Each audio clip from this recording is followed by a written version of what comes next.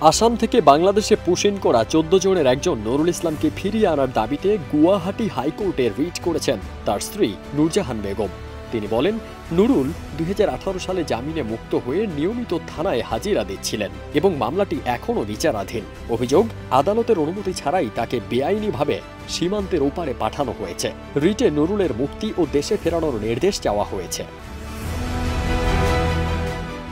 নুরুল ইসলামের ভাই জানান, ২৩ মে গভীর রাতে সীমান্ত পুলিশের ফোন পেয়ে তারা থানায় যান। সেখানে নুরুলের নথিপত্র যাচাই ও ছবি তোলার পর জানানো হয় তাকে রাতটি থানায় থাকতে হবে। পরদিন সকালে তারা জানতে পারেন নুরুলকে গোয়ালপাড়া ট্রানজিট ক্যাম্পে পাঠানো হয়েছে। এরপর ২৭ মে সকালে রমজানের মোবাইলে একটি অজানা বাংলাদেশি নম্বর থেকে ফোন আসে। ফোনের ওপাশে ছিলেন নুরুল ইসলাম। তিনি জানান, বিএসএফ তাকে আরও ১৩ জনের সঙ্গে বাংলাদেশে ঢুকিয়ে দিয়েছে। নুরুল ইসলামের আইনজীবী সামিনুল হকে জানান, ট্রাইব্যুনাল একতরফাভাবে তাকে বিদেশি ঘোষণা করলেও সেই রায়ের বিরুদ্ধে হাইকোর্টে আপিল চলছে। আদালতের নির্দেশ অমান্য করে পুশিন করা হয়েছে, যা আইনের লঙ্ঘন। এই ঘটনার প্রেক্ষিতে আরও কয়েকটি পরিবার আসাম হাইকোর্টে আবেদন করেছে। মরিগাঁও জেলার আবু বক্কর সিদ্দিক ও আকবর আলীর পরিবার দাবি করেছেন ২৫ মে তাদের পুলিশ আটক করেছিল।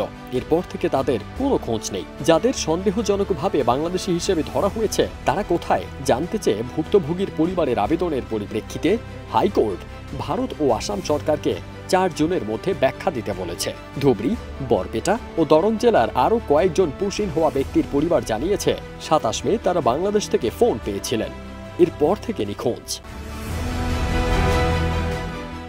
এদিকে আসাম সরকার এ নিয়ে এখনও আনুষ্ঠানিকভাবে কোনো মন্তব্য করেনি।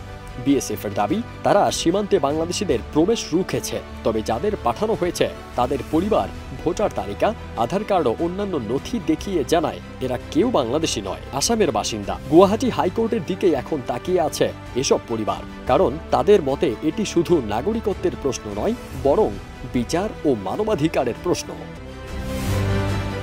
ফারদিন সানি, দেশ রূপান্তর।